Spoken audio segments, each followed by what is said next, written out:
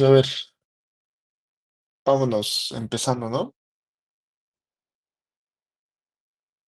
En la clase pasada nos habíamos quedado que vamos a resumir, ¿no? Ya terminamos bien lo que fue los archivos, la generalización de errores y pues un resumen, ¿no? La verdad fue muy corto, siento yo que fue muy corto porque fue repasar más o menos, ¿no?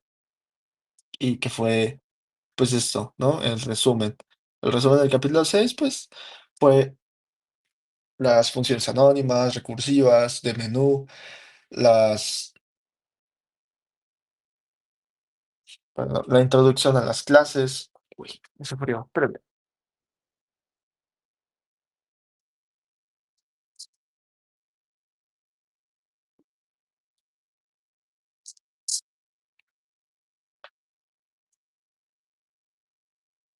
Ya, ahora sí. La introducción a las clases, lo que son crear funciones, crear métodos, crear, bueno, y las características de las clases, ¿no? Que son el encapsulamiento, la herencia, el polimorfismo. Encapsulamiento son básicamente atributos, funciones, métodos privados. La herencia es básicamente creas dos clases, una clase es la papá, la otra clase es la clase hija o hijo, lo que sea. Y pues la papá le hereda sus atributos, funciones, todo lo que le pertenezca a uno se hereda al otro y este otro, el segundo, pues, puede seguirse desarrollando, ¿no? Puede crear más cosas a partir de lo que consiguió del primero. Luego, el polimorfismo es básicamente, ya después de que hiciste tu herencia, ahora cambias el comportamiento de una de las funciones. Entonces, una misma función a través de distintas clases se comparte, sí, pero además tiene distintos comportamientos, ¿no? Es un polimorfismo. Luego también, pues ya vimos lo que era los archivos, ¿no? Que es, pues, es muy sencillo, nada más es abrir, cerrar, ¿no? Primero abres, luego cierras un archivo. Cuando lo abres, haces una lectura. Después de que haces la lectura, pues puedes hacer también una escritura, puedes hacer una edición, etcétera, ¿no? Y pues obviamente cierras el archivo y se guarda, ¿no? Entonces puedes hacer una descarga de archivos. Una carga de archivos primero es cargarlo, por ejemplo, aquí, ¿no? Cargarlo aquí a Colab o cargarlo a tu carpeta o cargar de cierta forma. Y el otro, la descarga, es directamente desde la web, lo cargas, ¿no? Al entorno en el que estás. O haces referencia a un archivo que está en la web. Básicamente, eso es una descarga, ¿no? De archivos. Y ya por último, la generalización de errores, ¿no? Que son los errores de sintaxis, lógico y de runtime, o de ejecución, básicamente, ¿no? Lo que vimos con el error de sintaxis era que son estos errores en los que te equivocaste con una coma, te equivocaste con un acento, te equivocaste en algo de escritura, ¿no? Recuerden que Python es un lenguaje y un lenguaje necesita una escritura, una ortografía, tiene una ortografía. Entonces, para Python, escribir de forma no ortográfica, pues es un error. Entonces directamente te salta ahí, ¿no? Y es lo que vimos con los errores de sintaxis, te avisa. Son los más sencillos estos, porque te avisa, oye, te faltó paréntesis, oye, te faltaron dos puntitos, te faltó un guión bajo, esa cosa no existe, bla, bla, bla, bla, bla, ¿no? Te dice directamente. Entonces es muy sencillo y son muy fáciles de corregir.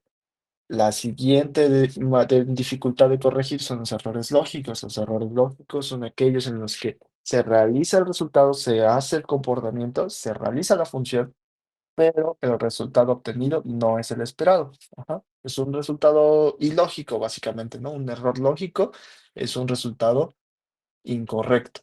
Que sí se realizó el resultado, sí se consiguió un resultado, pero el resultado es incorrecto. Por ejemplo, una suma, pues esperas que uno más 2 sea igual a 3, ¿no? Pero, por ejemplo, imaginemos que tenemos una función donde le ponemos, se llama suma, los argumentos son uno y 2, debería de salir 3, pero te sale un 5, pues eso está mal, ¿no? Entonces, eso es un error de lógica y tienes que buscar dónde dentro de tu función, dónde dentro de tu código es que existe el error lógico. Ujú. Y luego viene, este es un poquito más complejo porque nadie te va a decir. te tienes que dar cuenta. Si tú no estás constantemente revisando tus funciones o que alguien más las esté revisando, no te vas a dar cuenta. Directamente no sabes que tienes un error lógico, ¿no? O hasta que lo ocupas, hasta que dices, ok, necesito tal dato y ves que no te está saliendo algo que querías, es como que hoy algo está mal, ¿no? Quién sabe qué, pero algo está mal. Entonces, básicamente es la ejecución funciona, pero el resultado obtenido es incorrecto. Eso es un error lógico. Ujú. Luego viene el error de runtime. El error de runtime o el error de ejecución, básicamente es que, pues eso, un error de ejecución. A la hora de estarse ejecutando el código, encontró o trató de hacer una acción, trató de realizar un procedimiento que simplemente no estaba permitido o que simplemente era una información incompleta, una información que no existe o etcétera, ¿no? Imaginemos que yo tengo mi variable X y le trato de sumar 5 pero nunca la declaré. Entonces, no puedo sumarle un 5 a un valor que nunca he declarado, ¿no? Es como literalmente es como sumar 5 más X, pues, ¿cuánto vale X, no? No, pues, no sé, entonces no lo puedo sumar. Eso, ¿no? Básicamente, eso es un error de ejecución. Como tal, no está mal escrito, no tiene un error lógico, porque, pues, tal vez el resultado es el correcto, pero, pues, simplemente estamos haciendo una acción que no se puede hacer en ese preciso momento, ¿no? En esa línea en la que lo estamos intentando hacer. Ujú. En este caso, estos son los más complejos. O bueno, siento yo que son los más complejos porque necesitas estar cuidando constantemente que el tipo de dato que se está enviando o el que estás ingresando para realizar la acción sea el correcto, ¿no? Porque, pues sí, imagínate que estás intentando sumar un número y un string, pues obviamente eso no está correcto, ¿no? Pero, pues, ¿tú cómo ibas a saber que el usuario te iba a dar un string que no se podía convertir en entero, y luego sí te dio un entero y los trataste de sumar y, pues, falló, ¿no? Pero, pues, no estabas preparado para esa situación.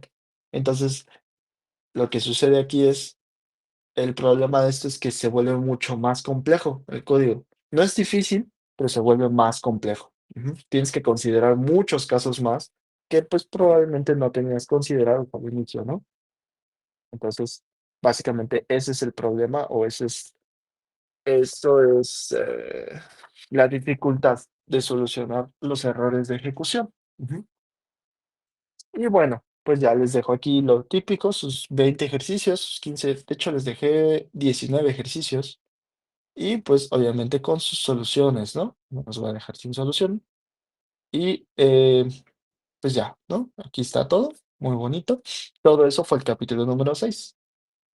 Luego, ya ahora sí por fin, y es la clase que les debo, de hecho lo voy a hacer hoy.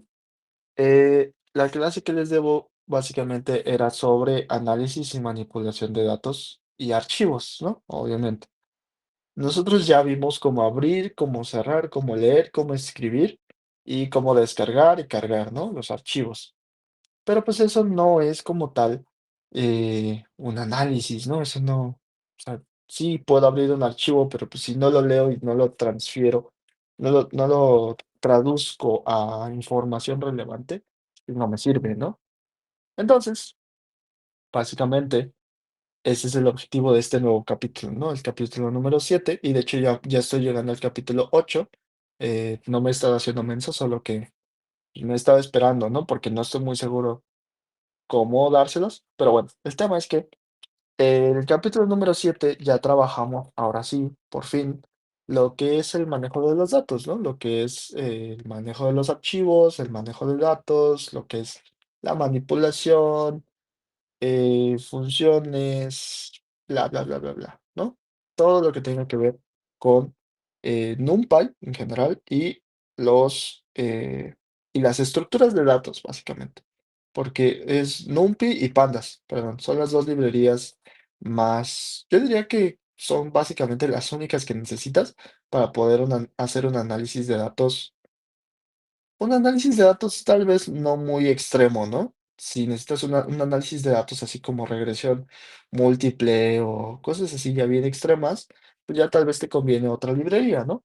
pero, pues, ahorita que nada más son promedios, son estadísticos chiquitos, son tal, tal, tal, pues, yo creo que NumPy y Pandas son una muy buena alternativa, ¿no? Igualmente, lo que ofrece NumPy y Pandas eh, no solo es análisis, también ofrece estructura, ¿okey? Recuerden que nosotros tenemos hasta el momento diccionarios, listas, sets, tuplas, rangos y, bueno, enteros, floats, otros tipos de datos, ¿no? Pero los únicos que sí son como, por ejemplo, estructura, que tienen una estructura, legible, entre comillas, son los diccionarios. Son los únicos que pueden tener una estructura, porque nosotros podemos decir, okey, el índice está asociado con tal valor, ¿no? Tal índice está asociado con tal valor. Pero una lista solamente es un conjunto de datos, un set solo es un conjunto de datos. Una tupla, tal vez puedes decir, okey, si la ordeno apropiadamente, tengo un conjunto de datos con un orden, ¿no? O sea, con el orden me dice algo también, pero, pues, como tal, no, solo es un conjunto de datos también. Entonces, en este caso, vamos a entrar ahora sí, por fin, a conjuntos de datos organizados, estructurados, que ya tienen un índice de verdad, o sea, que ya tienen, índices y columnas, ¿no? Lo típico que es como un Excel, por ejemplo. Un Excel, pues, quieras o no, sí es una estructura, sí tiene una estructura. Y, pues, esa estructura es lo que nos interesa, ¿no? Esa estructuración. Entonces, básicamente, eso es lo que vemos en este capítulo, ¿no? La estructura. Y, pues, ya. Aquí yo sí le dije a ChatGPT: "Oye, pues, a ver, pásate una introducción, ¿no?". Y me dice: "El análisis y la estructuración de datos son fundamentales, tal, tal, tal, tal", ¿no? Y sí, la verdad es que sí, sí son fundamentales, pero, pues, como muchas cosas, ¿no?, en general. Entonces, no importa muy bien las razones, solamente créanme que es muy utilizado, ¿no? Ya el ChatGPT lo dijo y yo se los digo, entonces, muy probablemente sea verdad, ¿no? Entonces, pues ya, ¿cómo lo vamos a hacer? Primero que nada, existe una librería llamada NumPy, ¿no? Les recuerdo, ahorita todo este capítulo solo vamos a estar trabajando con dos librerías, NumPy o NumPy y Pandas. Primero vamos a empezar con NumPy, que es la más sencilla, entre comillas. Eh, lo que sucede ahora con NumPy es que, pues, esta siempre, casi siempre, ocupa una, ¿cómo se llama esto? Uy, está muy lenta mi compu.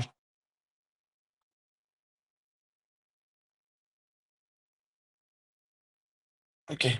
Eso es un alias, ¿no? Tiene un alias y es la librería, la importamos con un alias y siempre el alias siempre va a ser NP o casi siempre, ¿no? Y entonces, cuando ustedes quieran hacer búsqueda de alguna función dentro de NumPy, pues tienen que hacerlo con NP, ¿no? Normalmente, o la llaman NP o lo que sea, pero el tema es que casi siempre se llama NP, NumPy. Bueno.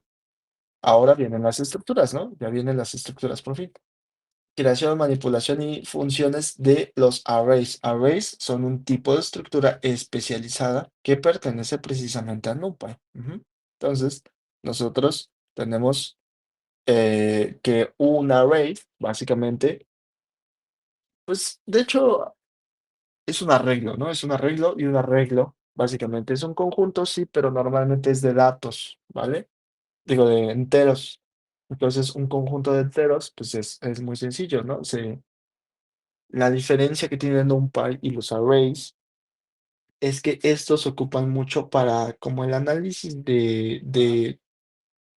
no de datos en general, de números, de enteros, de flotantes, de operaciones matemáticas en general, ¿no? Imagínate que tú tienes una columna, la quieres multiplicar por otra, entonces te regresa de una forma normal. Imaginemos, tengo una lista, trato de multiplicarla por otra lista, eso no se puede, no me va a permitir. A lo mejor ahorita ya sí, no lo he probado, pero el tema es que normalmente, o al menos cuando yo lo estudiaba, no se podía multiplicar una lista por otra. Con los arrays sí te permite.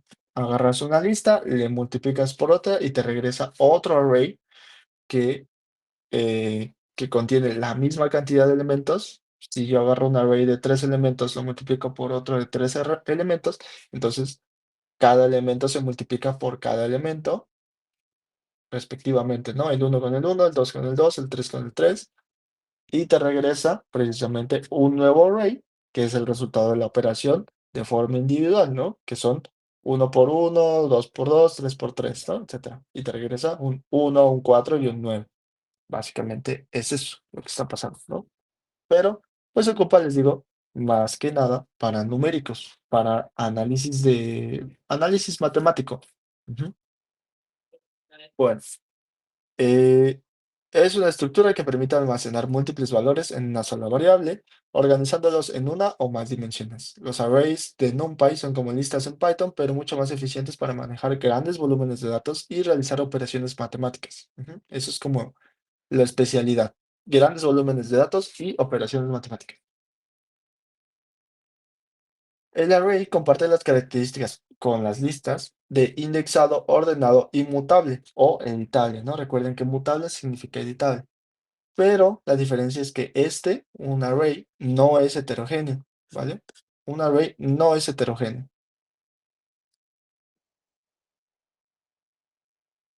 Esto quiere decir que los arrays son homogéneos, ¿no? Que un array no heterogéneo significa que es homogéneo. Un array homogéneo significa que todos los datos que le pertenecen básicamente, tienen que tener el mismo tipo de dato, ¿vale? Entonces, vamos a ver aquí con un ejemplo. Creamos un array con datos enteros y un flotante, ¿no? Pero veamos que el tipo del entero en uno, en cero y en uno, ¿no? Ambos, estos dos tipos, o bueno, estos dos datos se transformaron a un tipo float. Ujú. Ya no son del mismo tipo. Y lo vemos aquí, por ejemplo. Digo, aquí, en este. Class numpy.float. Ujú. Ya no es del mismo tipo. El tipo anterior era de tipo entero, ¿no? Int, pero se cambió a un tipo float.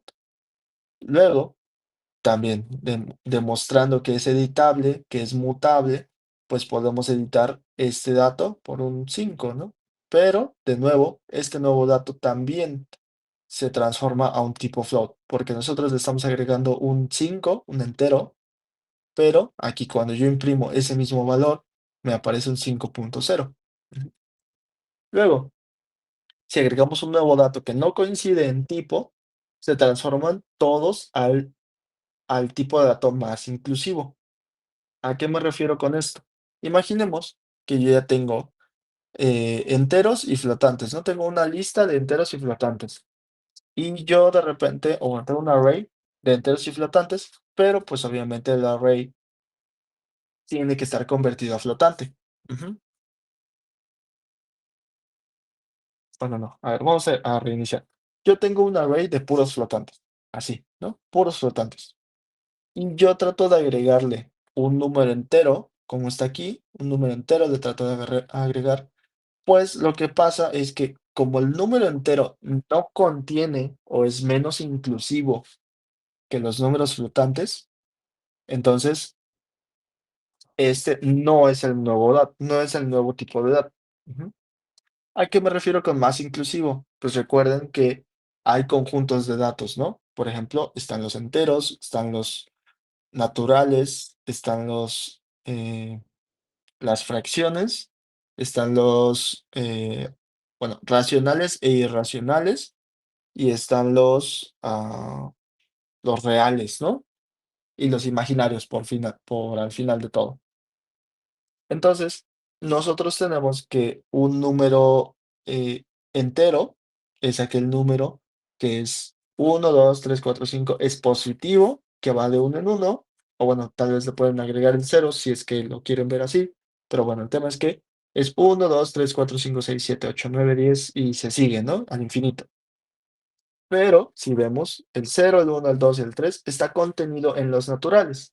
El conjunto de los números naturales son el -1, el -2, el -3, el uno, el 2, el 3, el cero, el tal, ¿no? Igual, va de uno en uno, pero estos incluyen no solo a los positivos, también a los negativos.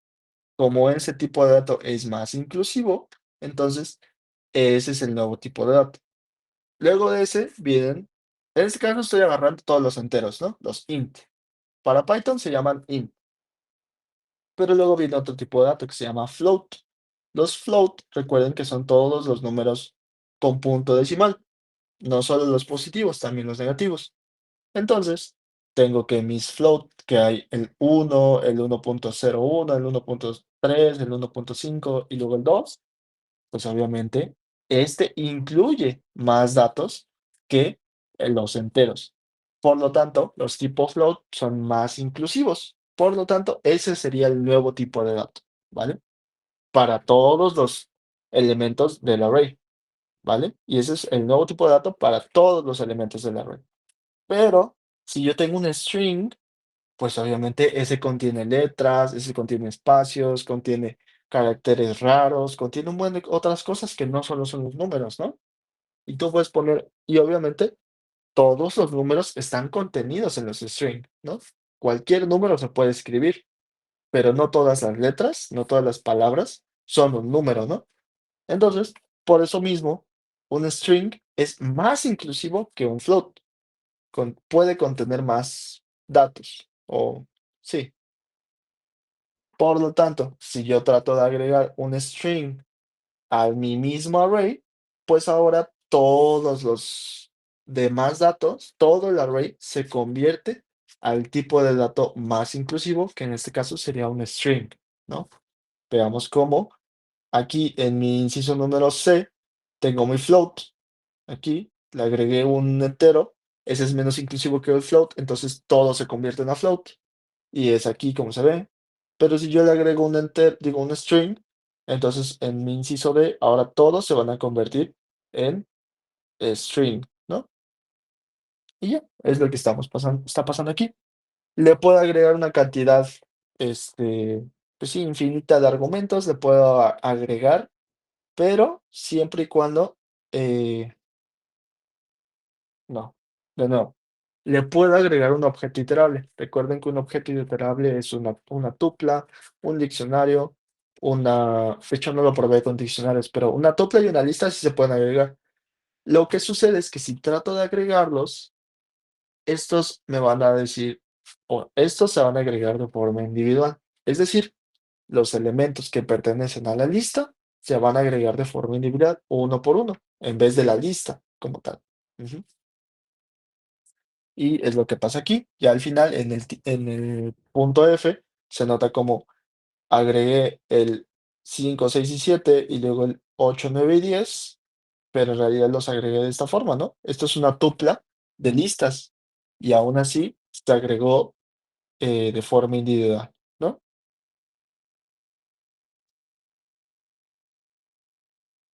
Bueno, luego un array también puede contener un rango de valores. Ujú. Veamos que puede contener desde el 0 hasta el 9, ¿no? Y pues un arrange es solamente un array range, ¿no? Solamente es una combinación. Y pues aquí les empiezo a mostrar distintas funciones que se pueden ocupar con los arrays, ¿vale? Es lo único que estoy haciendo aquí. Se pueden hacer arrays de múltiples dimensiones, como lo son un array de 2 dimensiones o un array de 3 dimensiones. ¿A qué me refiero con 2 dimensiones? Pues no solamente tengo que escoger uno de estos valores, ¿no? También puedo escoger uno de estos dos valores, ¿vale? Y uno de 3 dimensiones es, no solamente tengo que escoger uno de estos valores. Cada una de estas listitas tiene tres datos, ¿no? Siempre, bueno, todas tienen al menos tres datos. Y luego tengo una lista mayor que contiene solo dos datos, son estos dos. Y luego tengo una lista aún mayor que contiene solo dos datos, ¿no? Y ya. Eso es de 3 dimensiones. Entonces, quiero conseguir el elemento número 2 es este. De S, quiero conseguir el elemento número uno. Pues S es este de acá, ¿no? Y de S quiero conseguir el elemento número 4. No, pues no existe. Bueno, el 3 sí, ¿no? Y ya, puedo conseguir el elemento número 3. Eso es un array de 3 dimensiones. Luego también puedo conseguir arrays únicamente de ceros, ¿vale? Básicamente es una matriz, o arrays de puros unos, ¿no? Que también básicamente es una matriz. Esto es prácticamente una matriz. Luego, pues obviamente, tu especialidad es las matemáticas, ¿no? Obviamente te va a permitir realizar cálculos complejos y en una gran cantidad de datos, esa también es su especialidad, ¿no? Entonces, te permite hacer la media, la suma, la mediana, el máximo, el mínimo, logaritmos, te permite reestructurar, hacer un reshape, ajá. Entonces, te puede hacer un buen de cosas, ¿no? Con, obviamente, un buen de datos, ¿no? La mayoría de sus operaciones son matemáticas, que son media, suma, máximo, mínimo, log, SQRT, eh, absoluto, un buen de operaciones matemáticas, ¿no? Pero te las hace mucho más rápido que lo haría una lista. Luego, obviamente, y creo que yo lo más importante de todo esto es que, pues, es el principio de la simulación, ¿no? La generación de datos numéricos, obviamente, es lo que nos interesa, ¿no? En este caso, nosotros con un array, básicamente, podemos crear matrices, podemos crear simulaciones en general, valores aleatorios, de tal forma que nos permitan realizar simulaciones, ¿vale? Y eso básicamente es lo importante también de los arrays, de los arreglos. ¿Ok? Entonces, nosotros podemos hacer simulaciones como los aquí. Imaginemos que nosotros tenemos una moneda y queremos ver si es solo águila, pues, pues le podemos decir, ah, no, pues agárrate o cero o uno, ¿no? Y,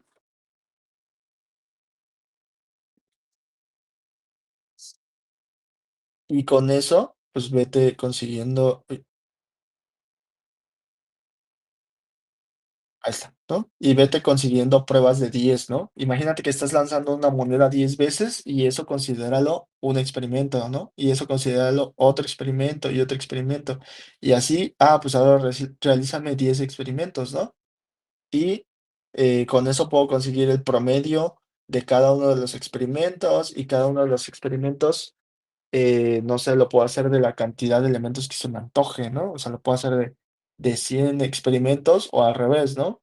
10 experimentos de 100 tiradas cada uno de los experimentos, y dentro de cada experimento voy a hacer un promedio, y etcétera, etcétera, ¿no?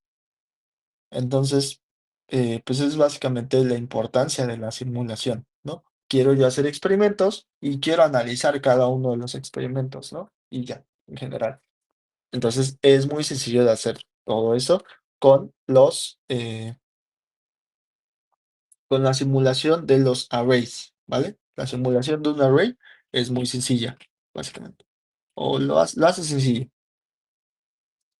Bueno, y obviamente también podemos ocupar distribuciones. Esto probablemente no lo saben todavía, pero pues en la probabilidad a veces queremos hacer simulaciones con cierta distribución específica. Tal vez ahorita no lo entiendan, pero existen comportamientos en la probabilidad, ¿no? La probabilidad se distribuye de cierta forma. Entonces, no es lo mismo aventar una moneda que solo tiene dos caras que aventar un dado que tiene seis, ¿no? O no es lo mismo, eh,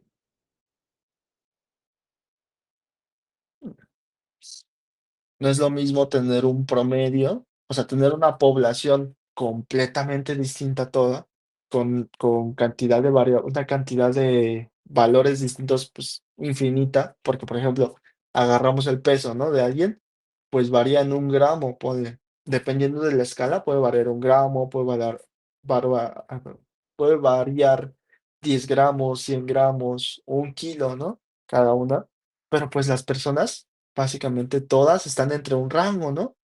Pero no están distribuidas de forma uniforme. Puede que la mayoría de la población esté en cerquita de los 90, ¿no? Y ya una menor cantidad de la población esté un poquito más lejos de los 90 kilos, está como en un 20% está en los 100 kilos y el otro 20% está en los 80 kilos, ¿no? Arriba y abajo de la promedio, que es el 90. Y luego ponle que tienes un 5% en los 100, no, en los 110 kilos y otro 5% en los 70 kilos, ¿no? Entonces, conforme te vas alejando del promedio, te va alejando la cantidad de población que pertenecen a ese grupo, ¿no? Entonces, eso, por ejemplo, es una distribución normal.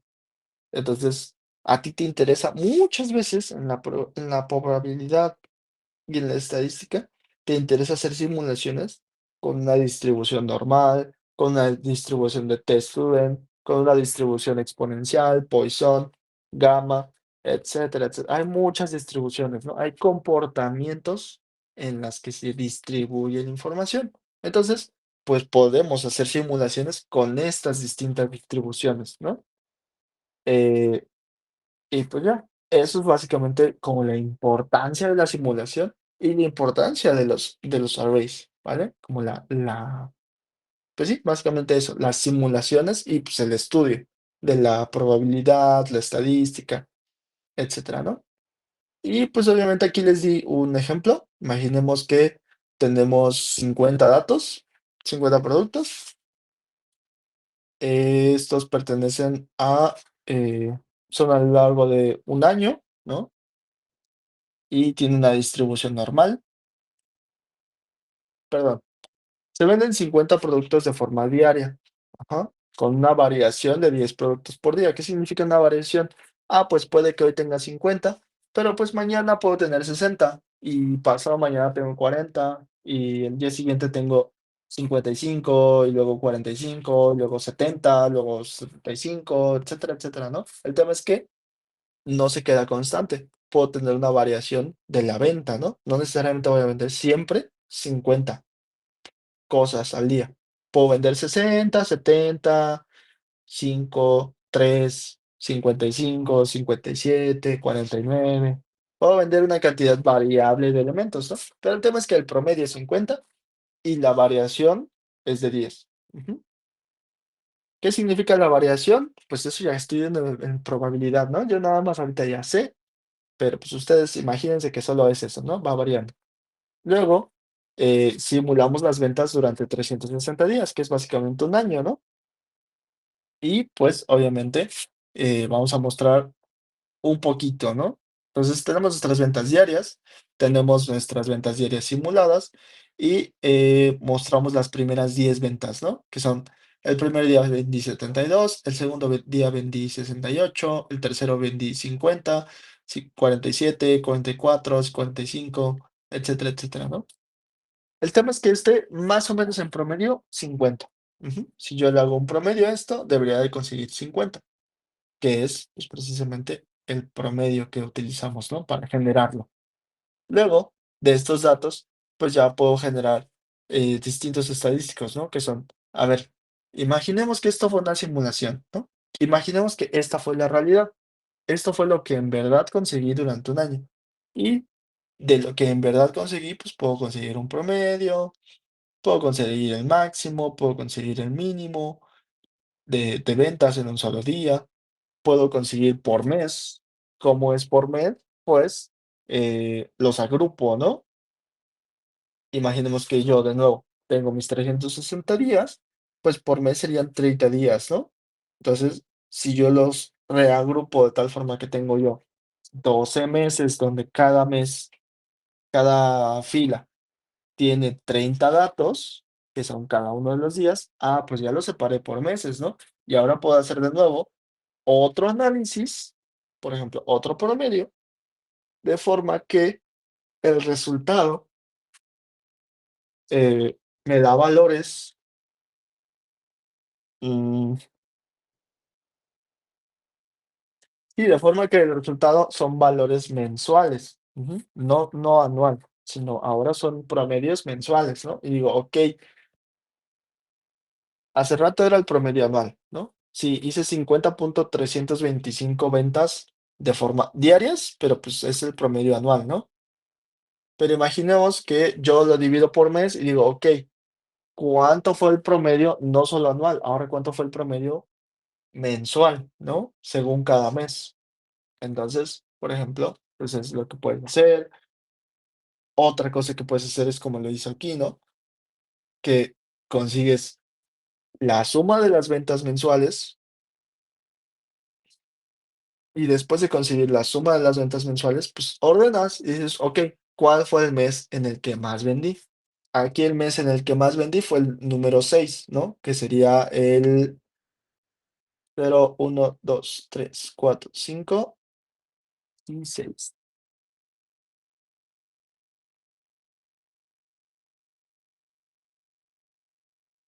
Ah, es que ya le sumo aquí un uno, ¿no? Entonces es el 6 si contamos desde uno. Es uno, 2, 3, 3, 4, 5 y 6. No sé por qué está tan lenta mi combo. Bueno, es la 6, ¿no? Por fin. Y si no, sería junio, etcétera, etcétera, etcétera.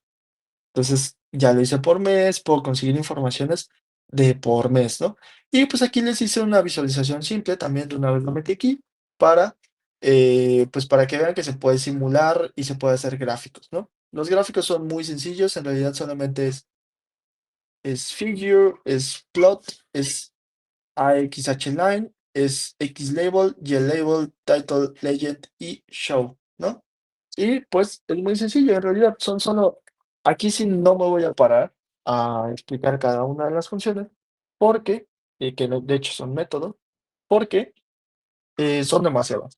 Ujú. Son demasiadas funciones, son demasiados métodos y se nos van a olvidar. Es mucho más sencillo saber que existen, saber que funcionan, que son básicamente todas las que ocupamos, las que normalmente ocupamos. Y ya cuando quieran ustedes ver sus gráficas y sus presentaciones, pues ya entonces ya buscan, ¿no? Las funciones específicas. O regresan a esta misma celda y dicen, ah, pues era esto mismo. Y ya, lo copian y lo pegan, ¿no?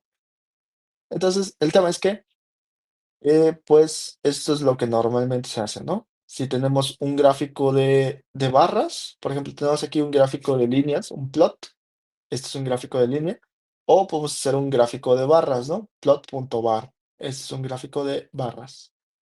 Eh, y pues ya, por ejemplo, aquí yo en vez de bar puedo poner un plot también. Ah, no tengo los datos.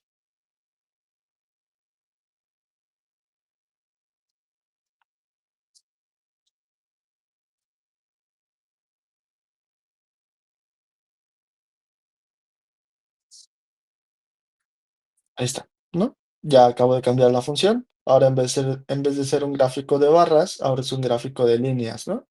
Y lo puedo regresar. Aquí la única diferencia que hice fue bar y plot, ¿no? Fue la única diferencia. Y veamos que se ve distinto. Ahí está. Regresamos, ¿no? Al anterior.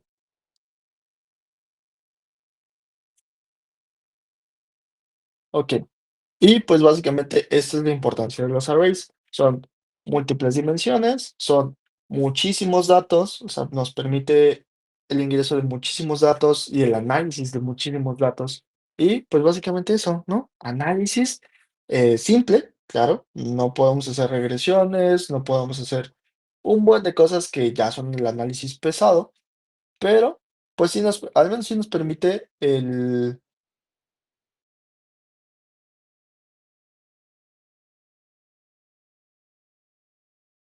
como rápido de la mayoría de las cosas que queramos ver, ¿no? Es lo que nos permite.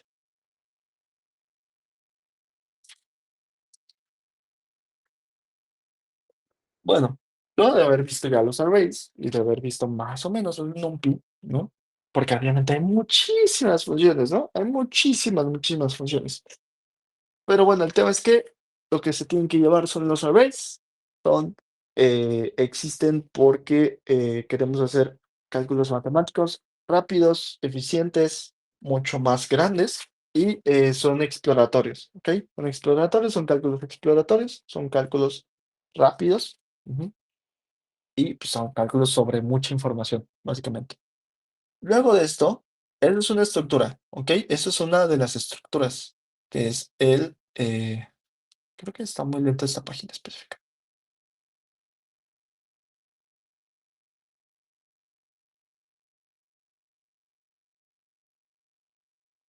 Ah, ah, que ya, no sé qué estaba pasando. Pero sí, es una de las estructuras que se puede utilizar para análisis de datos sencillo, ¿no? O sea, tampoco es tan extremo, pero se puede ocupar, ¿vale? Ya luego viene lo que son los data frames y las series, ¿vale? Primero la serie, vamos a ver la serie. La librería de pandas, obviamente es la librería de pandas la que hace esto, porque ya vimos Lumpy y les dije, tenemos dos, pues ahorita queda pandas, ¿no? Lo que hace pandas es que básicamente te da dos estructuras muy, muy útiles. En este caso son muy, bueno, siento yo que son las más utilizadas. Data frames y series, ¿no? Estos dos básicamente son como las columnas y las filas, o bueno, son como una hoja de Excel y una columna de una hoja de Excel, ¿no? Una serie es una columna y un data frame es toda la hoja. Ajá, es toda la hoja, básicamente. Entonces, esta nos permite hacer, o sea, nos permite hacer cosas más, aún más cañonas, ¿no? Todavía. Entonces, primero vámonos con la serie, ¿vale? Una serie es un conjunto de datos, una estructura de datos de una dimensión, ajá, una sola columna, y que actúa como una lista o un arreglo. De nuevo, una lista, un list o un array, ¿no? Un arreglo. Pero con la capacidad adicional de tener índices personalizados. ¿Se acuerdan cómo tenía yo mi lista? Pues, bueno, tengo yo mi lista y de la nada surgió mi diccionario. Más o menos lo mismo es aquí. Una serie es el desarrollo de un array. Tengo yo mi array, pero de la nada pues, me genero mi serie, donde la diferencia está en que puedo generar un índice. Le puedo dar un índice distinto del numérico, ¿vale? Entonces, yo ya puedo llamar a las cosas no solo por un número, un índice normal, ¿no? Del 0 al 1000. Yo también ya les puedo llamar por su nombre, ¿no? Imaginemos que yo tengo los estados de México y de la nada tengo un buen de columnas, pues obviamente no voy a estarle llamando al estado número 0, ¿no? Pues, ¿cuál es ese? No, pues tengo que llamar al estado de Aguascalientes o el estado de Chihuahua o lo que sea, ¿no? Pero pues lo llamo por su nombre y esa es la peculiaridad que tiene la serie. Es básicamente un array, vamos a llamarlo así, es básicamente un array, pero mejorado, ¿no? Con esteroides. Lo mismo pasó o bueno, esta misma descripción les di con las listas y las diccionarios. Recuerden, una lista es un conjunto de datos, como cualquier otro, pero un diccionario es un conjunto de datos que además nos permite editar no solo los valores, también los índices. Ujú. Lo mismo una serie, de nuevo. Tengo mi arreglo, es un conjunto de datos normalmente numérico, pero se puede de otro tipo de dato. Es un conjunto de datos y pues sí, que nos permite realizar operaciones matemáticas, que nos permite realizar operaciones de análisis exploratorio, y luego sale su versión mejorada, que es una serie, y esta serie es básicamente, no solo puedes editar los valores, también puedes editar los índices sobre los cuales llamas estos valores. Ujú. Esa es la diferencia. Y básicamente casi cualquier cosa que puedes hacer con un array, lo puedes hacer con una serie. Ujú. La diferencia está en que un array permite, permite múltiples dimensiones. Como les dije, permite una, dos, tres dimensiones y más dimensiones, ¿no? Lo que pasa con las series es que no. Aquí no permite más de una dimensión. Tiene que ser un arreglo de una columna, básicamente. Tiene que ser un conjunto de datos y se acabó. Ujú. No permite un conjunto de datos de un conjunto de datos, ¿no? Ese tipo de cosas no se permite. Un array, ese sí permite más o menos un conjunto de un conjunto, ¿no? Ese sí, pero una serie no, ¿vale? Entonces yo puedo editar, como tengo mi serie, pues puedo editar de nuevo el índice, ¿no? Tengo mi capacidad de editar los índices y pues obviamente generar un buen de datos y llamarlos por su índice, ¿vale? Entonces aquí tengo yo mi primera serie. Mi primera serie es pues, un conjunto de datos de 100 en 100, 100, 200, 300, 400 y las llamo A, B, C y D, ¿no? Pero ahora imaginemos que la serie es, pues no sé, es cuánto dinero tiene en el banco Armando, Brandon, Carlos y Dylan, ¿no? O cuánto pagan por salir a empedar, ¿no? Por ejemplo, cuánto pagan cada quien. Entonces, pues eso es, yo ya les puedo poner nombres, ¿no? De lo que se me antoja. Y de hecho también puedo llamar a la serie. Veamos que la serie, o en este caso, bueno, vamos a empezar a llamarle columna, ¿no? Pero en realidad es una serie la puedo llamar de cierto tipo. Por ejemplo, aquí el name va a ser igual, va a ser igual a, eh, el nombre de la columna va a ser dinero, ¿no?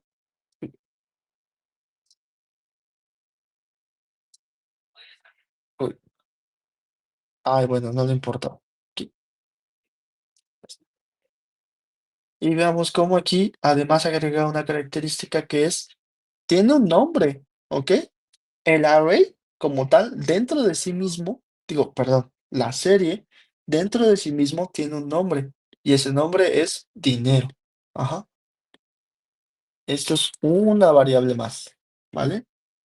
¿Por qué es importante especificar que tiene nombre esta serie? Lo vamos a ver más adelante, ¿va? De hecho, justo aquí adelante. ¿Recuerdan cómo una serie solamente es de un dato? Digo, de una dimensión y que además, eh,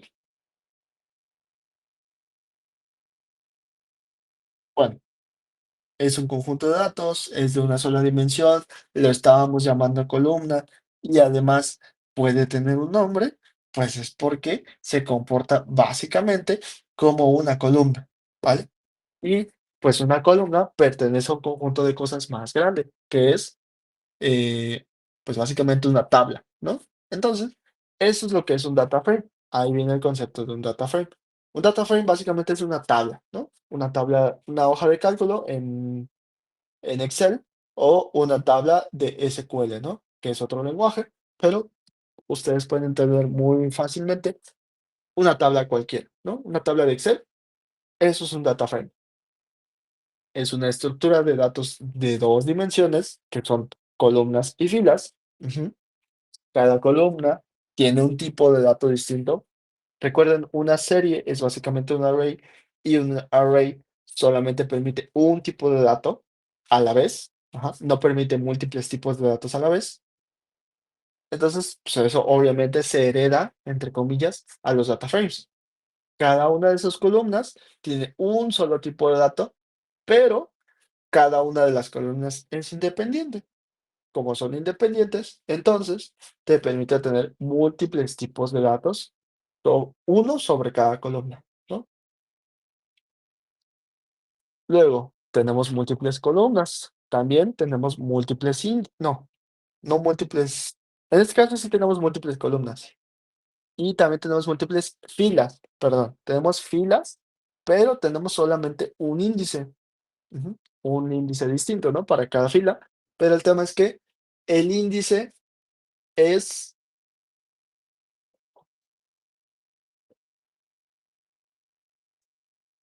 perdón. El índice es editable. Ujú. El índice lo podemos llamar de cierta forma. Entonces, veamos como aquí, mi índice, bueno, aquí en este caso no le estoy dando un índice. El índice es un numérico, se genera pues de forma automática, ¿no? Es 0, 1 y 2. Ese es mi índice. Pero el nombre de mis columnas sí lo estoy poniendo, que es nombre, edad y ciudad. Ujú. Y luego podemos, aquí como lo vemos, puedo editar también el nombre de los índices. Ujú. Veamos que lo edito por un persona 1, persona 2, persona 3. Y luego directamente lo puedo hacer mientras estoy creando el data frame, ¿vale? Vean que se tiene que ocupar así. Ah, perdón. Pandas, un import pandas se importa como PD. Ese es su alias. Casi siempre ese es su alias, ¿vale? Entonces, para poder crear las series es una S mayúscula, series. Para poder crear un data frame es, pues así, data frame, pero una D y una F mayúsculas. Ajá. Data frame. Esas son las mayúsculas. Y obviamente tengo que ocupar pd.dataframe, ¿vale? Para poder crearlo, casi siempre ocupo un diccionario, pero pues veremos que hay otras formas, ¿vale? Para crear data frames. Luego, vean, otra vez, puedo editar el índice, puedo editar los valores dentro de una columna, puedo editar los nombres de las columnas, puedo editar los nombres de los índices, ya lo había dicho, puedo editar los valores, puedo editar la cantidad de valores, es decir, puedo agregar más valores. Valores me refiero a filas. Ajá. Puedo agregar más filas y puedo agregar más columnas, ¿no? Después de creado. Desde el inicio, es decir, desde su creación, también lo puedo hacer, obviamente. y etcétera, ¿no? Pero básicamente eso es la importancia de un data frame. Es una estructura de 2 dimensiones que te permite escoger filas y columnas, ¿vale? Esa es la importancia y eso es básicamente lo principal, ¿vale? Es lo principal de todo este tema, de todo, pues sí, de todo este despapalle, ¿no? Y bueno, ya una vez comprendido que es una estructura bidimensional, es decir, tengo columnas y tengo filas, pues con eso ya podemos hacer muchas cosas, ¿no? Ya puedo hacer muchísimas cosas. Puedo guardar información, puedo analizarla, puedo, etc, etc, etc, ¿no? Lo que se me antoje. Pero bueno, el tema es que esa es mi estructura. Puedo tener una tabla en el mismo Python. Ujú. Antes eran solo conjuntos de datos. Era como, ah, pues tengo mi listita, es un conjunto de datos. ¿Cómo está ordenada? Pues quién sabe. ¿Cómo es el índice? Ah, pues es numérico y ya, ¿no? Pero pues como van viendo, vamos evolucionando. De las listas pasamos a los diccionarios, de los diccionarios pasamos a los arrays y de los arrays pasamos a las series y de las series pasamos al concepto final y más precioso de todos, o bueno, más utilizado, el data frame. Ujú. El data frame es una tabla, ¿vale? Es una tabla que contiene conjuntos en forma de columnas. Cada una de estas columnas tiene su propio nombre, cada una de las columnas tiene un índice específico con el cual podemos acceder a la información, etc, etc, etc, ¿vale? Entonces, básicamente todo este tema fue para llegar, o sea, toda la programación fue solo para llegar a este tema, que fue los data frames, ¿vale? Y pues obviamente información, datos, análisis. Ya con un data frame ya podemos hacer un buen de cosas, ¿vale? Ya se puede hacer un buen de cosas. Y pues vemos que puedo seleccionar una columna, puedo seleccionar múltiples columnas, puedo seleccionar por un índice, un valor específico por la posición de su índice y columna. Ajá. Puedo seleccionar por el nombre del índice o de la columna. Ujú. Y pues aquí hay ejemplos, ¿no? Por ejemplo, veamos que puedo seleccionar una columna, puedo seleccionar múltiples columnas, puedo seleccionar un valor dependiendo de, o bueno, de varias formas, ¿no? Puedo seleccionar un valor de varias formas. Uno es por la posición en la que se encuentran. Aquí estoy tratando de conseguir el- la columna cero, fila número uno. Ujú. Y aquí estoy tratando de conseguir la fila alumno uno y la columna nombre, ¿vale? Eso es básicamente lo que está pasando aquí. De hecho, no, en este caso es la fila cero, columna uno, perdón. Es fila, columna. Este es fila y esta es columna, ¿vale? Entonces, eso es lo que estoy haciendo aquí. Aquí hay una importante diferencia. Si yo selecciono, veamos que esta es la forma de seleccionar columnas. Si yo selecciono una columna, esta se devuelve como una serie. Pero si yo selecciono múltiples columnas, esta se va a devolver como otro data frame, ¿ok? Como una fracción del data frame, pero se devuelve también como un data frame, como una tabla, ¿vale? Entonces, esto de aquí es un data frame y esto de acá es una serie. Ujú. Es una gran diferencia, ¿ok? Lo vamos a ver después. Pero, ok, ok, pues ya. Tenemos nuestra tablita, tenemos nuestro buen y bonito data frame. Pues obviamente sobre un data frame podemos hacer filtros, como con las listas, como con cualquier otro conjunto de datos, también podemos hacer filtros sobre la columna, podemos hacer filtros sobre los valores, podemos hacer filtros sobre las filas, sobre tal, sobre un buen de cosas. Ajá. Entonces, veamos que yo tengo aquí mi serie, ¿no? Consigo yo una serie con todas las edades. Y luego yo quiero hacer una condicional. Quiero decir, ah, pues, a ver, consígueme una cosa. Consígueme, o bueno, respóndeme una cosa. La edad que estás consiguiendo es mayor que 23. En este caso, la primera, pues no. La primera no es mayor que 23. Es igual a 23, pero no mayor. Las siguientes sí son mayores. 25 y 30 sí son mayores. Entonces, me regresa la misma columna, la misma serie, pero en vez de los datos como estaban, 23, 25 y 30, me los vas a regresar de forma booleana, ¿vale? Ya se me está acabando el tiempo. Me los vas a regresar de forma booleana, ¿vale? Una forma booleana es false true, ¿vale? Y básicamente estos datos lo puedo ocupar como un filtro. Si este resultado lo ingreso, veamos que esto de aquí es exactamente esto de acá, y lo ingreso como índice para hacer un substring, básicamente. Si yo lo ingreso como índice, pues lo puedo ocupar para hacer un filtro, ¿vale? Así es como yo debo de hacer un filtro, básicamente. Y esta es selecciona las filas donde la edad sea mayor que 23. Lo hago de esta forma, ¿vale? Y pues ya, esos son los filtros. Puedes hacer filtros increíblemente complejos, puedes hacer filtros uno al lado del otro y tres filtros uno al lado del otro y luego sobre varias columnas y un buen cochinadas puedes hacer, ¿no? Y obviamente sobre 1000 datos, mil distintos, bueno, un buen de distintas reglas, un buen de distintas condicionales, un buen de distintas columnas, filas, etcétera, ¿no? Pueden ser filtros horribles, ¿no? Pero el tema es que un filtro siempre sigue esta lógica, ¿vale? Agarras una columna, aplicas la condicional y el resultado lo utilizas como tu filtro, ¿vale? Y ya. Bueno, ya se me acabó el tiempo, ya es las 2:01. Y mañana continuamos, ¿va? Mañana voy a dar una clase de 2 horas. ¿Por qué? Porque debo una. Entonces la voy a dejar para pues, el fin de semana, ¿vale? Pero pues ya, fue suficiente por hoy. Mañana vemos lo que queda de esto, que es el capítulo 7.